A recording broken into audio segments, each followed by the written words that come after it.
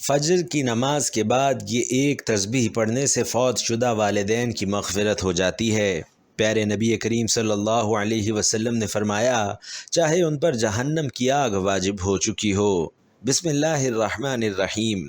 ناظرین، کسی بھی انسان کے لیے دنیا میں سب سے زیادہ پاکیزہ اور محبت کرنے والا رشتہ اس کے ماں باپ کا ہے۔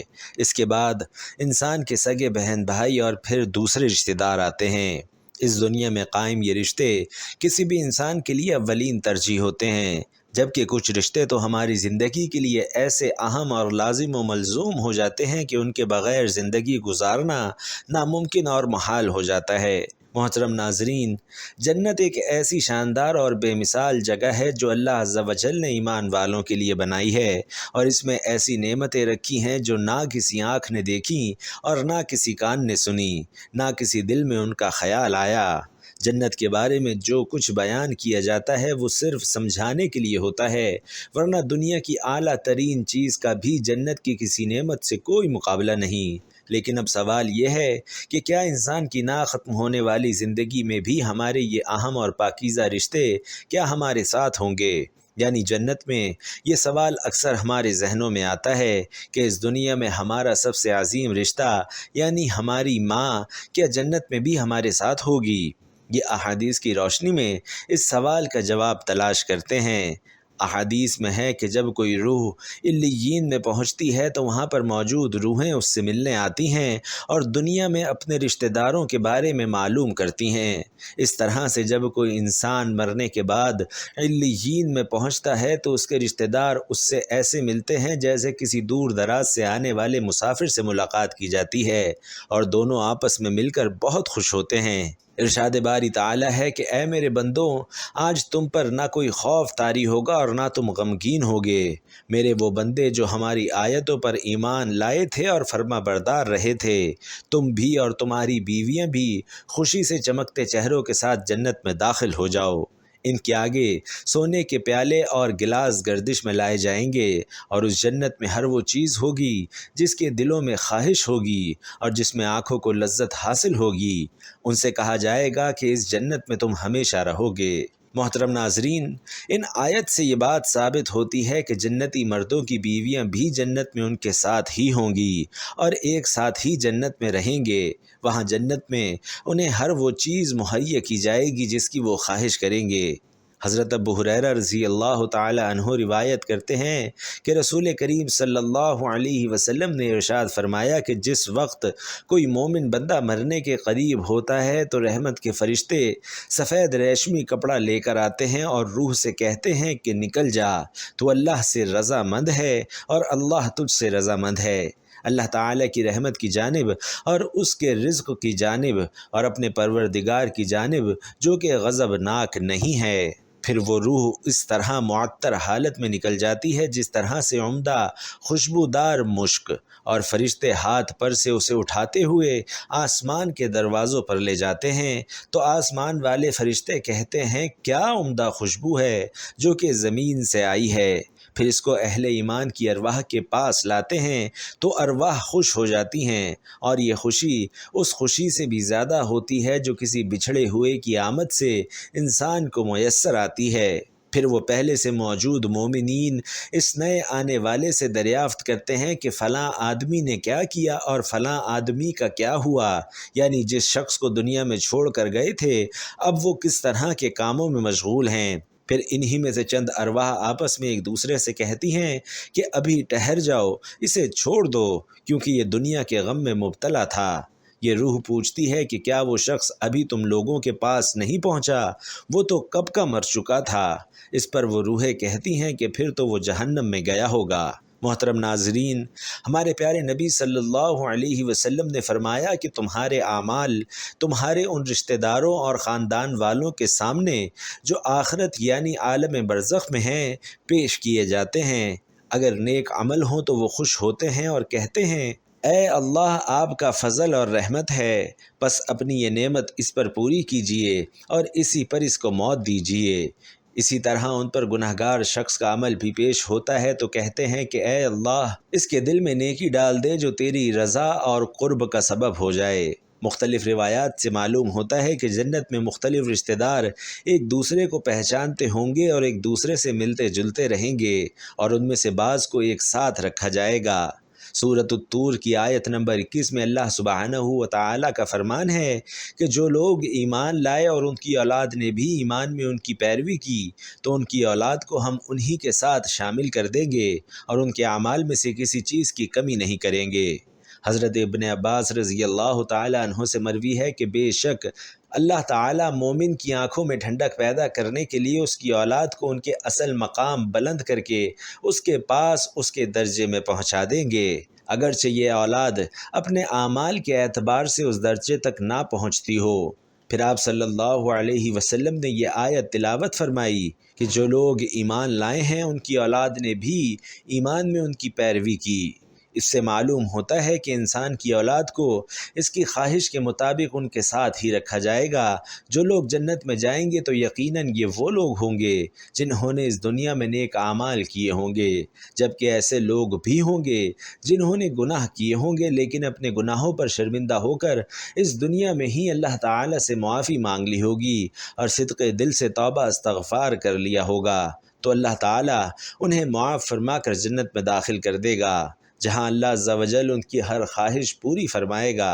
اور یقیناً اس کی خواہش میں سے ایک خواہش یہ بھی ہوگی کہ دنیا میں اس سے جو بھی گناہ سرزد ہو چکے ہوں یا کوئی گناہ والے اعمال اس نے کیے ہوں تو اس سے وہ تمام اعمال بھلا دیے جائیں، کیونکہ جنت امن اور سکون کی جگہ ہوگی جہاں منفی خیالات اور غم و غصے کی کوئی گنجائش نہ ہوگی، اور ایک مومن اور جنتی کے لیے ہر طرف خوشحالی ہی خوشحالی ہوگی، جیسا کہ سورۃ البقرہ کی آیت نمبر 25 میں ارشاد باری تعالیٰ ہے کہ جو لوگ ایمان لائے اور نیک عمل کرتے رہے انہیں خوشخبری سنا دو کہ ان کے لیے جنت کے باغ میں جن کے نیچے نہریں بہہ رہی ہیں، اور جب انہیں ان میں سے کسی قسم کا میوہ کھانے کو دیا جائے گا تو کہیں گے یہ تو وہی ہے جو ہم کو پہلے بتایا گیا تھا، اور انہیں ایک دوسرے کے ہم شکل میوے دیے جائیں گے، اور وہاں ان کے رہنے کے لیے پاک بیویاں ہوں گی اور وہ جنت میں ہمیشہ رہیں گے۔ محترم ناظرین، ایک اور حدیث میں ہے کہ رسول علیہ الصلاۃ والسلام نے فرمایا کہ جب اہل جنت میں داخل ہوں گے اور ان میں سے کسی کو اپنے بھائیوں اور رشتہ داروں سے ملنے کی خواہش ہوگی تو ان کا بستر اسے اڑا کر ان کے بستروں کے برابر پہنچا دے گا، اور پھر دونوں تکیہ لگا کر دنیا میں گزرے ہوئے دنوں کے بارے میں باتیں کرنے لگیں گے۔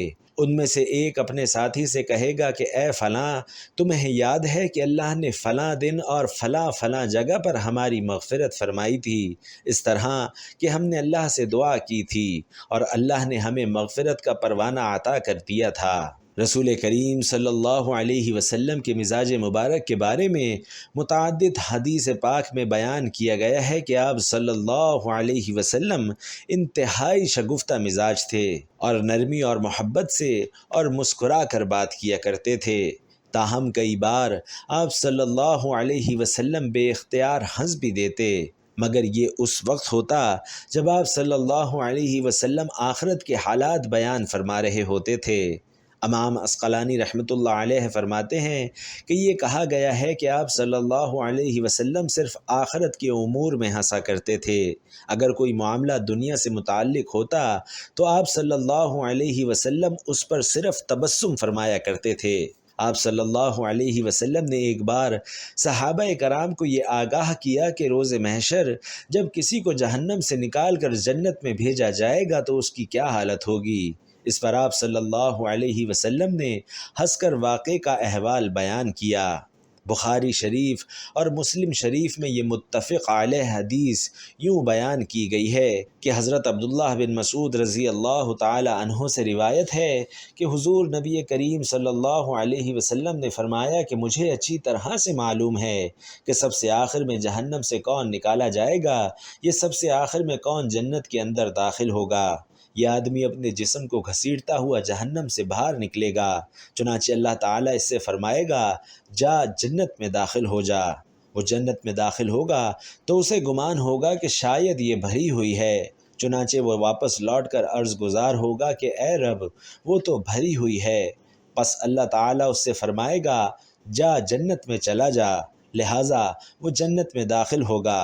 جنت میں جا کر اسے پھر سے گمان گزرے گا کہ شاید یہ بھری ہوئی ہے، بس وہ واپس لوٹ کر پھر عرض کرے گا کہ یا رب میں نے تو وہ بھری ہوئی پائی ہے۔ چنانچہ اللہ تعالیٰ اس سے فرمائے گا جا اور جنت میں داخل ہو، کیونکہ تیرے لیے جنت میں دنیا کے برابر بلکہ اس سے 10 گنا زیادہ حصہ ہے، یا فرمایا کہ تیرے لیے 10 دنیاؤں کے برابر حصہ ہے۔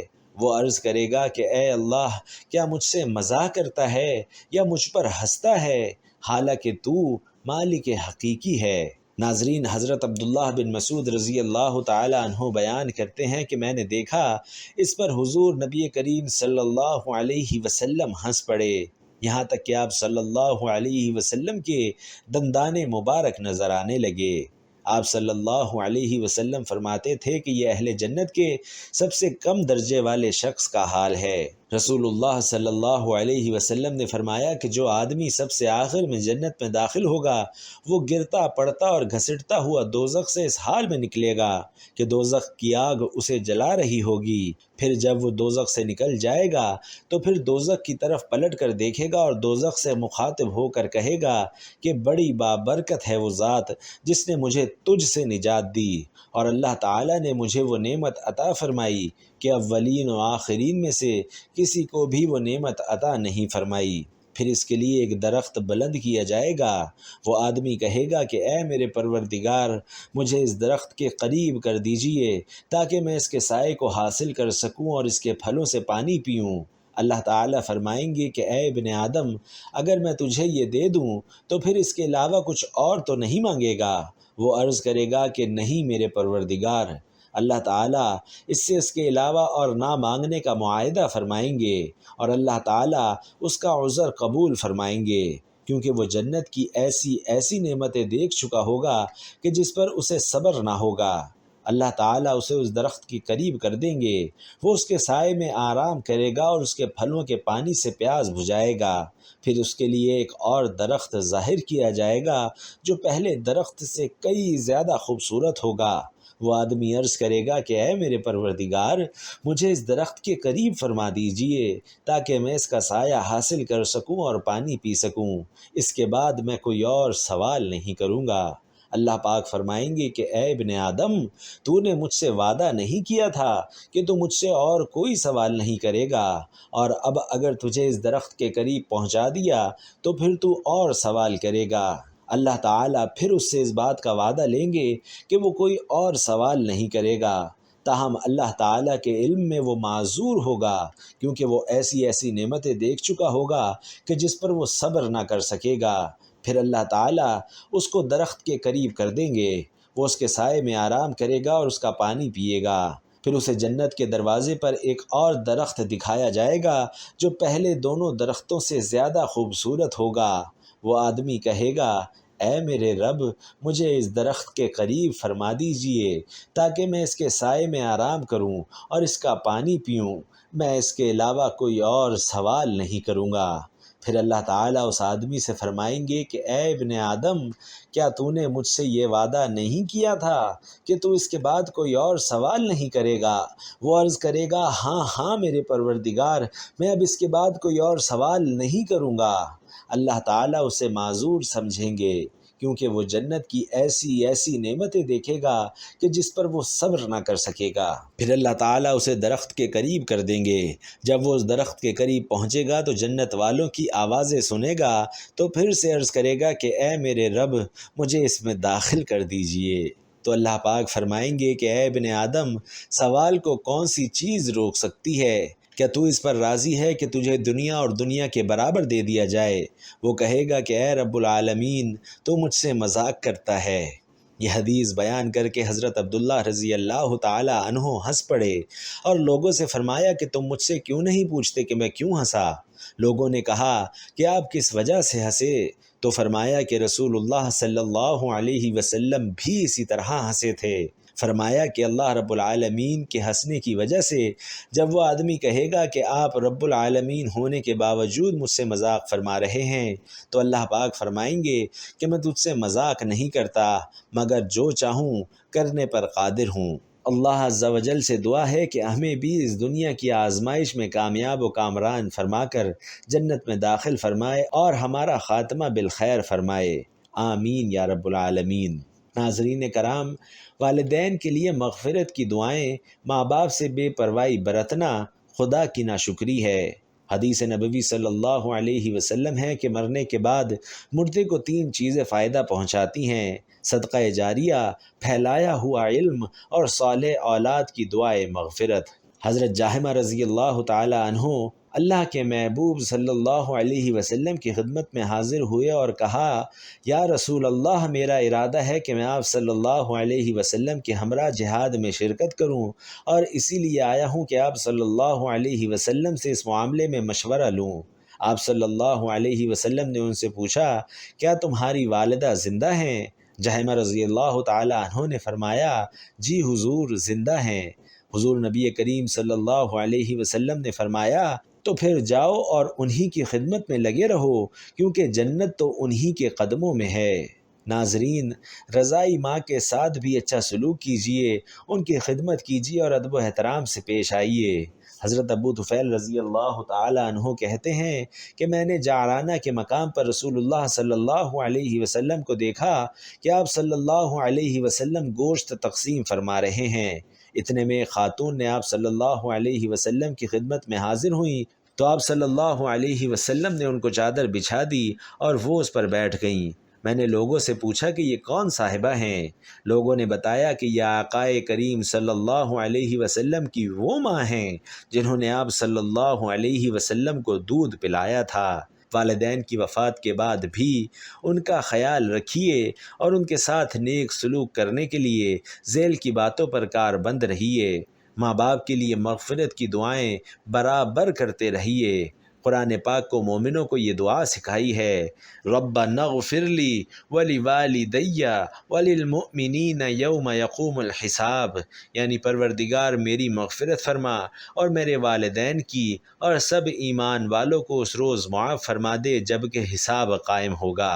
محترم ناظرین، آپ نے پہلا کلمہ لا الہ الا اللہ محمد الرسول اللہ کی ایک تسبیح پڑھنی ہے اور اس کے بعد 11 مرتبہ سورۃ الاخلاص پڑھنی ہے۔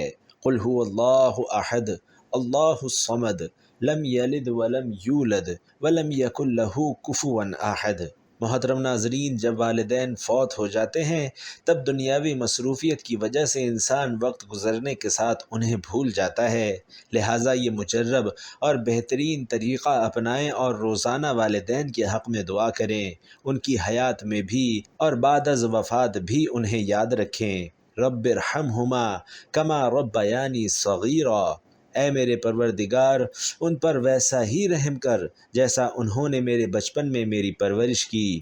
یہ دعا ہر نماز میں، فرض ہو یا نفل، تشہد میں درود شریف کے بعد پڑھنا اپنا معمول بنا لیں۔ اللہ پاک ہم سب کے والدین جو حیات ہیں ان کا سایہ ہمیشہ ہمارے سروں پر سلامت رکھے، اور جن کے والدین اس دنیا سے رخصت فرما چکے ہیں اللہ انہیں جنت میں بہترین سے بہترین مقام عطا فرمائے، آمین یا رب العالمین۔